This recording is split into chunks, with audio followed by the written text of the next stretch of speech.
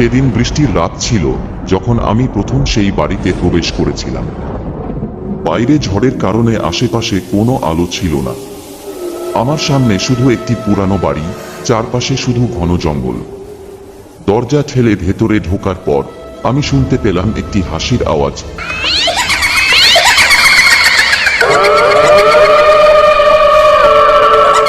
আমার কেন জানি মনে হচ্ছে কেউ আমার পিছনে দাঁড়িয়ে আছে।